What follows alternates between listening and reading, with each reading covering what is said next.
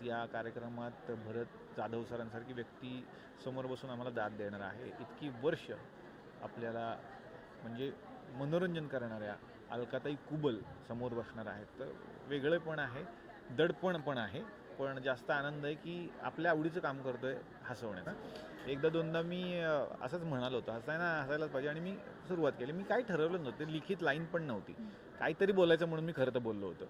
पण तिसऱ्या वेळेला मी ते रिपीट केलं आणि खालून मला रिस्पॉन्स आला, हो हसतोय. मग लक्षात आलं हे लोकांना आवडलं आहे का कदाचित, मग आपण हे रिपीट करूया का. म्हणून मी ते मुद्दाम होऊन प्रत्येक एपिसोडच्या सुरुवातीला घ्यायला सुरुवात केली आणि मग तो एक तकिया कलाम झाला किंवा ते एक ब्रीदवाक्य झालं त्या कार्यक्रमाचं. आणि मग त्या ब्रीदवाक्याचा शो आला पुढे जाऊन. प्रत्येक कलाकृती एक नशीब घेऊन येते. जसं हवायुद्धाचं पण झालं होतं, अचानक उभा राहिलेला शो होता तो लय भारीसाठी एका रात्रीत. ह्याचंही तसंच झालं. हा एकाच रात्रीतला निर्णय आहे खरं तर, की उद्यापासून आपण सुरू करूयात काम, आणि ते काम सुरू झालं 1-1.5 महिन्यापूर्वी. या शोमधून एक गोष्ट बघायला मिळेल तुम्हाला, ते म्हणजे ओंकार आणि भाऊ यांचं एक वेगळं कॉम्बिनेशन, जे त्यांच्या नाटकातून सगळे बघतायत, करून गेलो गावमधून, पण इथं बघायला ती मजा येईल. त्याला सगळी गुढीपाडव्याला सगळं छान असतं, पुरणपोळी वगैरे सगळं असतं, पण कडुलिंबाचा पाला आणि गुळ आपल्याला सकाळी दिला जातो. त्याची कारणं वेगवेगळी आहेत, आरोग्यासाठी, आध्यात्मिक कारणे सगळे. तर ते कुठेतरी वेगळं औषध तुमच्या कार्यक्रमातून गेलं पाहिजे.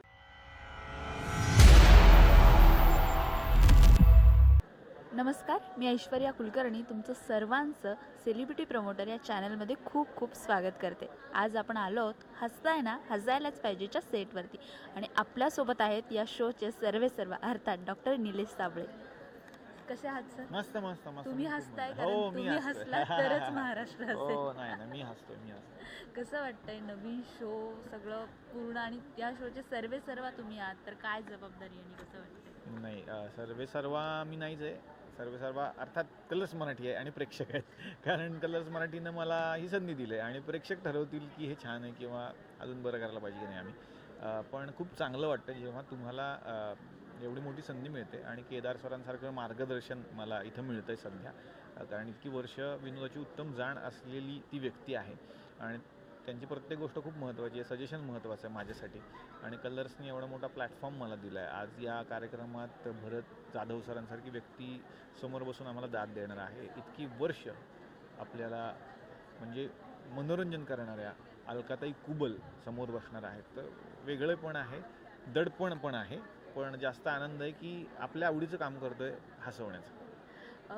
हसताय ना हसायलाच पाहिजे ही तुम्ही लिहिलेली लाईन आहे, तर एखाद्या आर्टिस्टला तेव्हा खूप जास्त यशस्वी झाल्यासारखं वाटतं की आपण लिहिलेल्या नावाचा एक पूर्ण शो येतोय, तर त्याबद्दल काय वाटतं? खूप छान. आणि हे वाक्य मी चला हवायुद्धाची सुरुवात करायचो त्याची सुरुवात होती ही, आणि ते मला सुचलेलं होतं अशा कारणानं.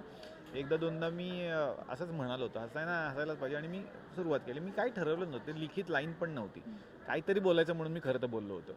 पण तिसऱ्या वेळेला मी ते रिपीट केलं आणि खालून मला रिस्पॉन्स आला, हो हसतोय. मग लक्षात आलं हे लोकांना आवडलं आहे का कदाचित, मग आपण हे रिपीट करूया का. म्हणून मी ते मुद्दाम होऊन प्रत्येक एपिसोडच्या सुरुवातीला घ्यायला सुरुवात केली, आणि मग तो एक तकिया कलाम झाला किंवा ते एक ब्रीदवाक्य झालं त्या कार्यक्रमाचं. आणि मग त्या ब्रीदवाक्याचा शो आला पुढे जाऊन. तर तो एक आनंद आहेच की चला ते लोकांच्या इतकं जवळ गेलं होतं, म्हणून हा शो पोचवणं अवघड नाही गेलं. आणि हे नाव द्यायची संकल्पना ही केदार सरांची आहे, की नाव मग आपण हेच देऊया, तुझंच वाक्य. या शोची सुरुवात कशी झाली, म्हणजे कसं सुचलं हे सगळं? ज्या वेळेला मी घरी होतो, म्हणजे हवाई उद्यात मी बाहेर पडलो, तेव्हा मी घरी असताना माझ्या डोक्यात अनेक कल्पना सुरू होत्या, आता काय करायचं. त्याच वेळेला मला केदार सरांचा फोन आला की काय करतोस, काही आहे का डोक्यात करायचं. म्हटलं माझ्या डोक्यात बऱ्याच गोष्टी चालू आहेत, मी ऐकू शकतो, पण गेलो आणि मी त्यांना असं ऐकवलं. म्हटलं असं माझ्या डोक्यात आहे, करायचं का. ते म्हणाले डन, तू सांग टीम कुठली असणार, काय असणार, आणि कामाला लाग.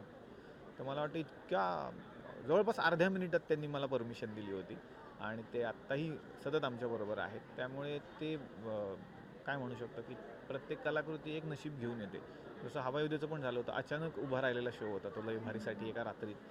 ह्याचंही तसंच झालं. हा एकाच रात्रीतला निर्णय आहे खरं तर, की उद्यापासून आपण सुरू करूयात काम, आणि ते काम सुरू झालं 1-1.5 महिन्यापूर्वी. हा एवढा भव्य सेट यासाठी उभा राहिला, या सेटबद्दल तुम्ही काय सांगा? सेट फारच उत्तम आहे हा, आणि हा बनवला राकेश हांडे यांनी.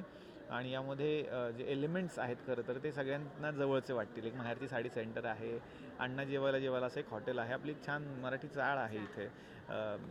मुंबईचं प्रतिनिधित्व करणारी ही एक हेरिटेज वास्तू आहे इथे आपल्याला, जे CST स्टेशनच्या जवळ जाणारं स्ट्रक्चर तुम्हाला वाटू शकतं. बँक आहे इथे, आपली मराठी माणसाची कॅफे हाऊस आहे इकडे. खूप सुंदर आहे. मेट्रो पण आम्ही दाखवली आहे, थोडं आधुनिकीकरण पण झालं आहे आपल्याला. तर सेट हा फार जवळचा वाटतो लोकांना. आम्हाला प्रतिक्रिया पण खूप छान आल्या, खूप भव्य पण वाटते आणि आपलं पण वाटतंय. या शोमधून नाविन्यपूर्ण असं काय बघायला मिळणार, काय सांगाल तुम्ही? या शोमधून एक गोष्ट बघायला मिळेल तुम्हाला, ती म्हणजे ओंकार आणि भाऊ यांचं एक वेगळं कॉम्बिनेशन, जे त्यांच्या नाटकातून सगळे बघतायत, करून गेलो गावमधून, पण इथं बघायला ती मजा येईल तुम्हाला. आणि सगळ्यात महत्त्वाचं यातले जे काही नवीन सेगमेंट्स आहेत ते तुम्ही नक्की बघा. असा एक सेगमेंट आम्ही सुरू केला, ज्यामध्ये ओंकार भोजने एक सर्वसामान्य व्यक्ती आहे, जे प्रतिनिधी आहेत सगळ्या सर्वसामान्य माणसांचे, आणि त्यांच्या आयुष्यामध्ये घडणाऱ्या ज्या गोष्टी आहेत त्या आम्ही या सेगमेंटमध्ये दाखवण्याचा प्रयत्न करतो. जसं की पहिल्याच एपिसोडला सगळ्यांनी बघितलं की मतदानाचा दिवस असा तो विषय होता. तर त्यातले विषय फार गोड असतील, जे आपल्या आजूबाजूला घडतात आणि त्याच्यावरती आम्ही भाष्य करतो. म्हणजे कुठेही आपल्याला शिकवण नाही द्यायची किंवा बघा तुम्ही असं करा, हे आपल्याला ते नाही करायचं आहे. पण मनोरंजनाचं माध्यम ते असायला पाहिजे, की कुठेतरी काहीतरी त्या गोष्टीवरती आपण बोट ठेवलं पाहिजे. असं केदार सरांचं म्हणणं होतं की तुम्ही एवढे लोक जर बघायला येतात कार्यक्रम, तर त्यांच्यासाठी काहीतरी चांगलं वेगळं पण द्या. म्हणजे मॅड कॉमेडी द्याच, ते आवडतीच लोकांना, पण काहीतरी एक वेगळी गोष्ट द्या. जसं की गुढीपाडव्याला सगळं छान असतं, पुरणपोळी वगैरे सगळं असतं, पण कडुलिंबाचा पाला आणि गूळ आपल्याला सकाळी दिला जातो. त्याची कारणं वेगवेगळी आहेत, आरोग्यासाठी, आध्यात्मिक कारणे सगळे. तर ते कुठेतरी वेगळं औषध तुमच्या कार्यक्रमातून गेलं पाहिजे. तर ते औषध देण्याचा छोटासा प्रयत्न आमचा असेल, लेखनाच्या माध्यमातून अर्थात. ते आहे. रील्स हा नवा सेगमेंट आहे. रीलकर लोकांना आम्ही मंचावरती बोलवतो, त्यांच्या रील्सना इकडे आम्ही मंचावरती दाखवणार आहे, त्यांना बक्षीस देणार आहोत. त्यामुळे प्रत्येकाला आपला शो वाटेल. Thank you sir, thank you so much. तुम्ही आम्हाला वेळ दिलात आणि नवीन शोसाठी खूप खूप खूप शुभेच्छा.